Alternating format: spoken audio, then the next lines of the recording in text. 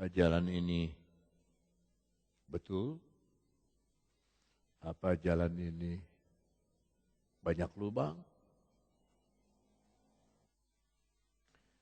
Tadi malam saya sampai di Cianjur jam 2. Berangkat dari Jakarta jam 10. Macet di Jakarta dari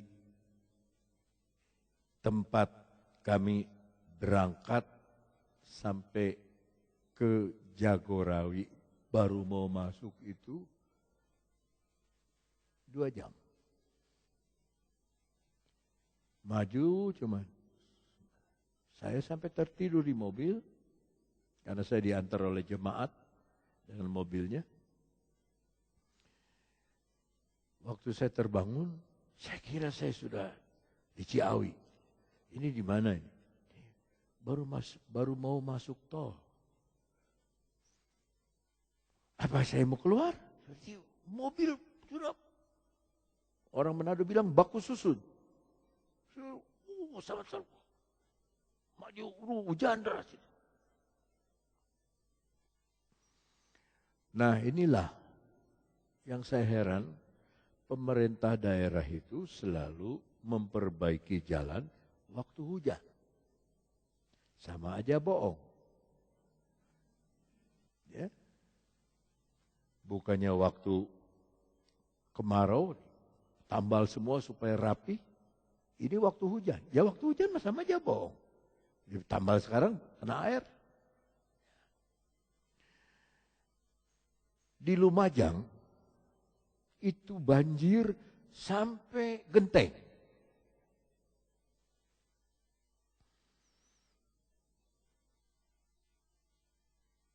Jadi saudara-saudara, kita harus memperhatikan di mana kita membangun. Kemana kita berjalan. Mari kita lihat Matius 2 ayat 12. Dan karena diperingatkan dalam mimpi supaya jangan kembali kepada Herodes, maka pulanglah mereka ke negerinya melalui jalan yang lain.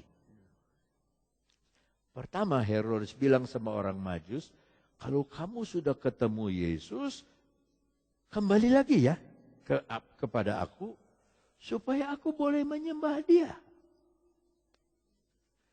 Saudara harus tahu, orang Majus itu baru tahu satu jalan. Jalan Herodes. Dikasih tahu, nih ke Bethlehem ini jalannya. Ketemu, dapatlah Yesus. Sembah, kasih korban, dia mau pulang. Sebelum pulang kan tidur dulu. Waktu tidur, Tuhan memperingatkan melalui mimpi.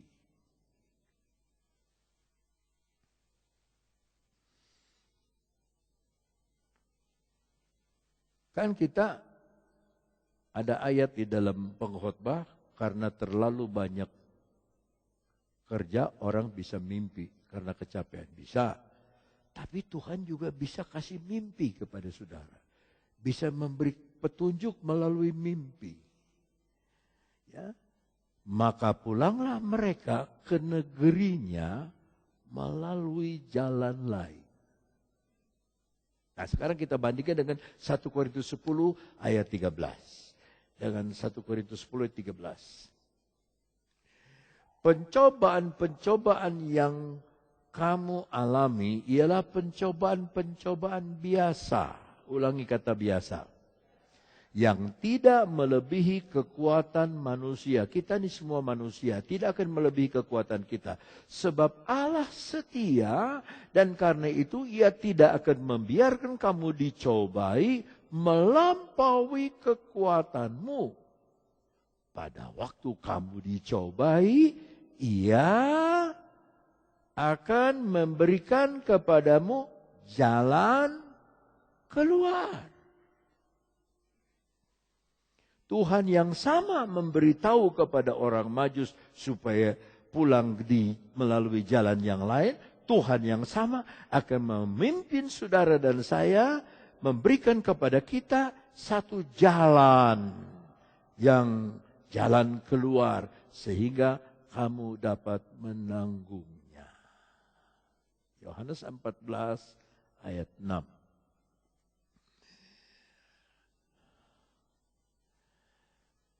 Kata Yesus kepadanya, "Akulah jalan."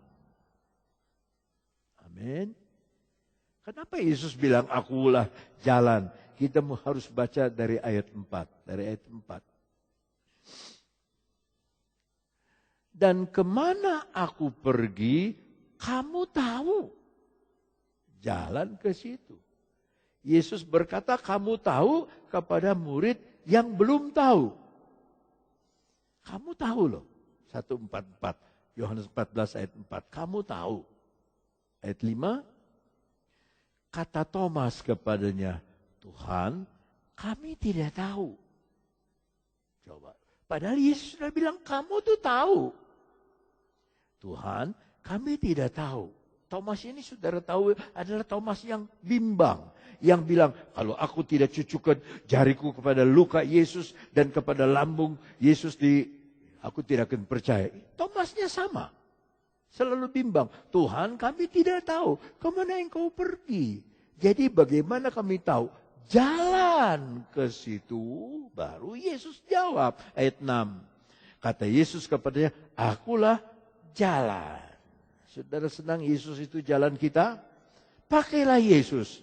Kalau saudara punya mata kepada Yesus, langkah kita tidak ke kiri ke kanan, melalui jalan yang sama. Kita punya mulut selalu mengatakan firman Allah. Maka saudara-saudara akan melewati jalan yang benar. Tuhan punya 1001 macam jalan keluar. Tetapi dia bilang, melalui aku, jalan kepada Allah itu. Akulah jalan dan kebenaran dan hidup. Tidak ada seorang pun yang datang kepada Bapa, kepada Tuhan Allah, kepada Allah yang besar, kalau tidak melalui aku. Jalan itu Tuhan Yesus sendiri. Jalan dari Allah, jalan yang sempurna. Yesus kehidupanku sampai selamanya. Jalan dari Allah, jalan yang sempurna. Kenapa kita pakai jalan lain? Sudah tahu jalan Yesus itu jalan yang dari Allah adalah jalan yang sempurna. Yesus kehidupanku. Coba kita bandingkan dengan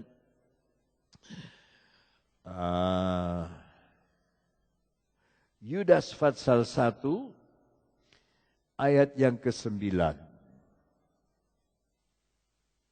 Ke-11. 11. Celakalah mereka karena mereka mengikuti apa? Jalan yang ditempuh Kain. Kain itu memakai jalan kekerasan, jalan pemberontakan, jalan pembunuhan. Saudara sendiri dibunuh, adik satu-satunya dimatiin. Di mana? Di ladang. Ayo kita baca. Kejadian 4. Ayat 1. Kemudian manusia itu bersetubuh dengan Hawa istrinya, mengandung perempuan itu, lalu melahirkan Kain. Maka kata perempuan itu, aku telah mendapat seorang anak laki-laki dengan apa? Pertolongan Tuhan. Itu arti nama Kain. Aku dapat anak laki-laki dengan pertolongan Tuhan. 2. Selanjutnya dilahirkannya Habil, adik Kain, dan Habil menjadi gembala kambing domba. Kain menjadi petani. 3. Setelah beberapa waktu lamanya, maka Kain mempersembahkan sebagian dari hasil tanah itu kepada Tuhan sebagai korban persembahan. 4. Habel juga mempersembahkan korban persembahan dari anak sulung kambing domba, yakni lemaknya.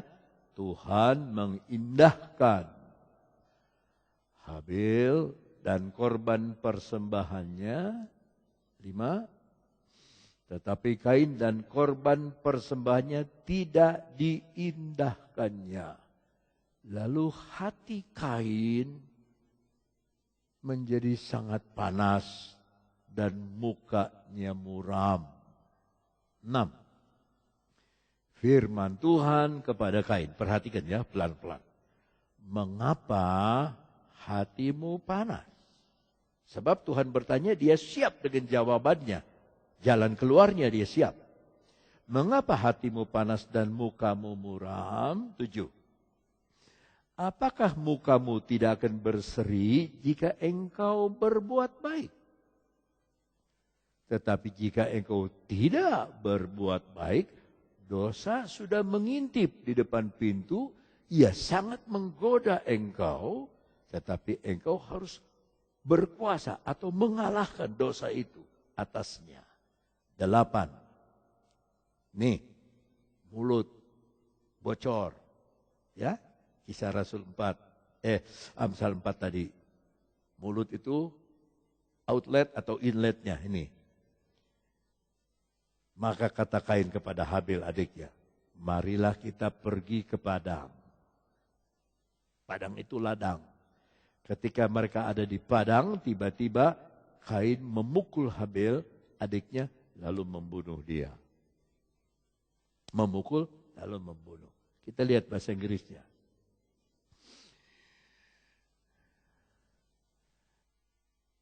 And Cain talked with Abel his brother. It came to pass when they were in the field, ladang, bukan padang, ladang, field, that Cain rose up against Abel his brother and slew him, membantai dia, membunuh.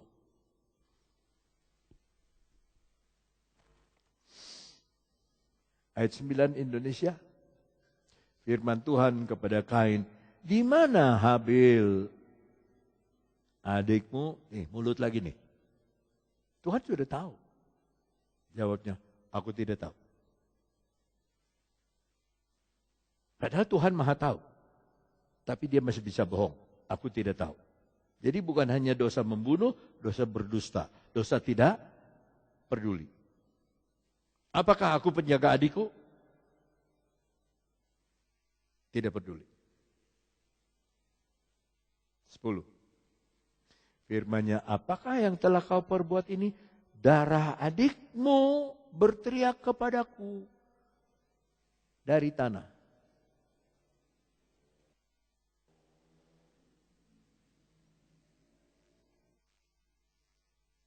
Nah, menariklah kalau belajar firman Allah, saudara, tapi nampaknya sudah harus berakhir ya, karena saudara sudah lapar ya. Mari kita lihat satu ayat saja lagi.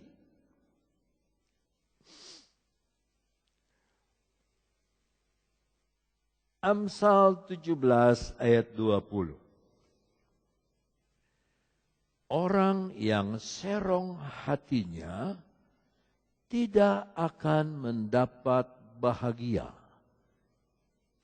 Orang yang memutar-mutar lidahnya akan jatuh ke dalam celaka. Ya.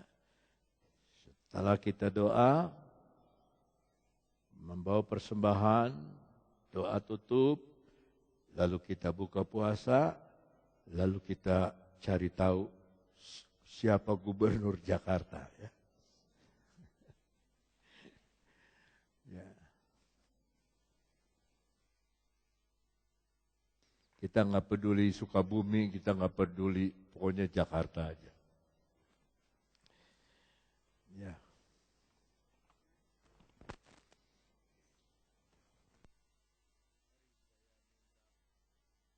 Wakil akan memimpin puji-pujian karena saya akan main organ.